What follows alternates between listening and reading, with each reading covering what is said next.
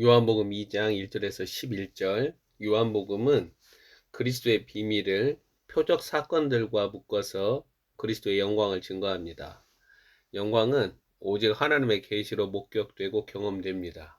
2장 11절에 표적, 영광, 믿음이라는 연결어가 나타납니다. 요한복음의 독특성은 공간복음과 현저하게 다른 차원으로 드러나는 그리스도의 계시입니다. 아버지 하나님은 예수 그리스도로 말미암아 일으키는 표적이 의도하는 메시지를 이해하고 수납하도록 역사합니다. 믿음은 하나님으로부터 받는 것이고 이것은 그리스도의 계시를 내가 경험하였다라는 증거입니다. 사람의 아들 예수 그리스도가 하나님의 아들이시다라는 증거를 표적으로 드러내고 이는 그의 신분과 정체를 폭로합니다. 구원을 가져다 주는 믿음 사건으로, 즉 그리스도가 내 안에 들어오심으로 그리스도 안에 거하는 영광은 오직 사도들과 예언자들의 증거, 그리스도의 계시로 나타납니다. 요한복음의 표적들은 하나님의 아들이자 하나님의 대리자, 피파송 의식에 묶인 하나님이 보내신 자를 보게 합니다. 예수 그리스도와 제자들 이 6명은 갈릴리 가나 혼인잔치에서 그리스도의 영광을 목격합니다. 1장에서 부르심을 받은 6명은 본문에서 돌 항아리 6개에서 일어난 표적, 영광, 믿음으로 들어가게 됩니다.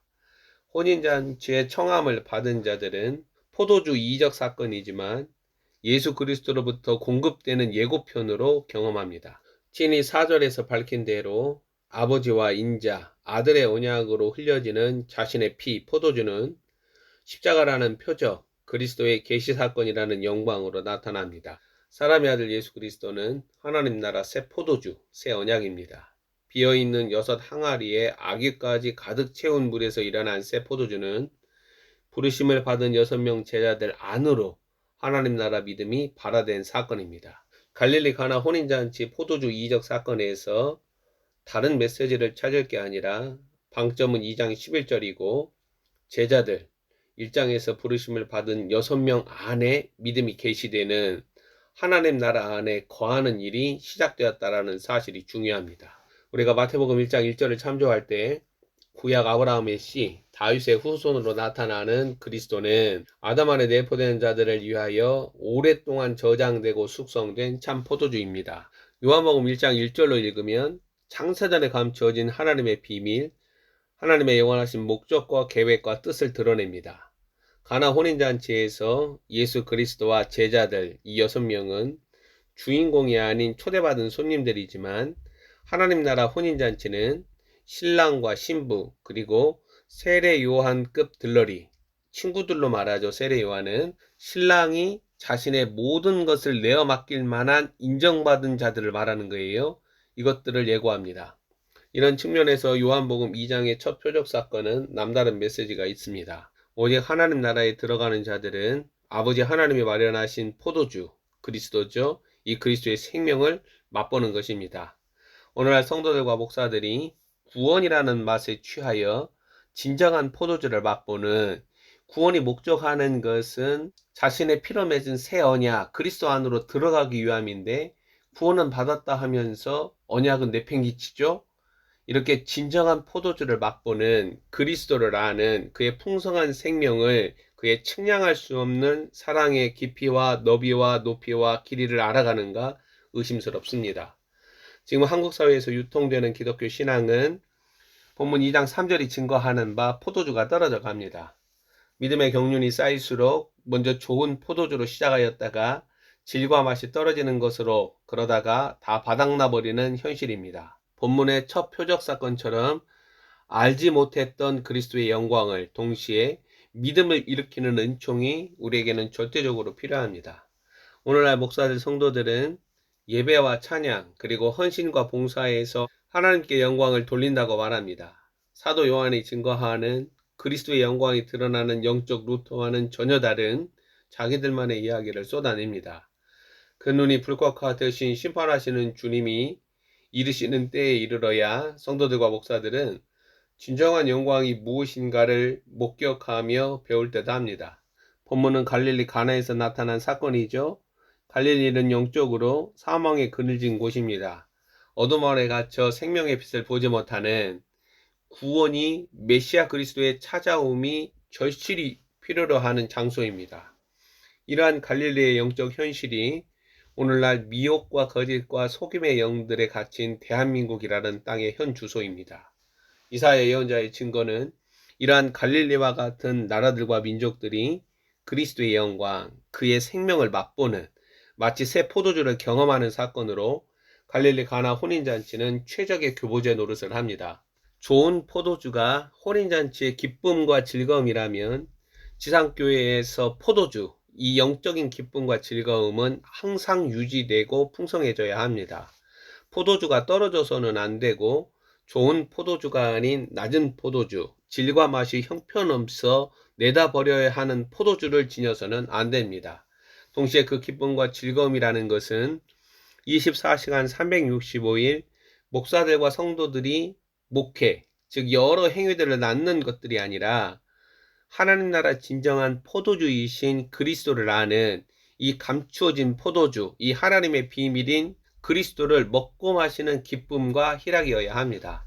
성도들은 포도주나 떡 먹음에 있어 하나님이 주신 것들이 아닌 것들을 먹지 않을 권리가 있습니다. 또한 하나님의 증거를 말한다라는 목사들은 합당한 떡과 포도주를 내놓아야 하는 의무가 있습니다. 그들은 오직 그리스도를 증거함으로써 하나님의 양들로부터 먹을 것을 얻을 수 있다라는 말이에요. 그들은 본문에서 혼인잔치를 책임지고 감당하는 연회장이 포도주가 떨어짐에도 아무런 대책을 마련하지 못하는 무능력자와 같아서는 안 됩니다. 예수 그리스도는 어머니 마리아로부터 포도주가 없다라는 말을 듣고 이에 영적인 메시지를 실어 내 때가 아직 이르지 아니하였다라고 증거합니다. 때는 하나님의 계시이고 담겨진 사건이 있기에 이는 즉각적으로 예수 그리스도가 마실 잔 사건을 암시합니다. 즉 갈릴리 가나 혼인 잔치로부터 제자들 이 6명의 시선을 멀리 떨어지게 한다라는 거예요. 하나님 나라 극상품 포도주이신 예수 그리스도를 경험하는 사건이 아직 제자들에게는 이르지 않았습니다. 그러나 그 일을 예상케 하는 하나님의 계시를 드러냅니다. 저는 지상교회들의 기도 행위가 이처럼 하나님의 비밀, 하늘의 일들, 하나님의 계획과 목적과 뜻을 여는 매개 행위가 되기를 바랍니다. 하늘의 일들도 알지 못하고 땅의 일들도 믿지 못하는 경건한 자 니고데모와 같아서는 안 됩니다. 때는 하나님의 시간으로 창세전에 감추어진 하나님의 목적과 계획을 드러내는 사건을 열어놓습니다. 사도 요한이 요한복음에서 증거하는 7가지 표적 사건들은 바로 이러한 기능을 합니다.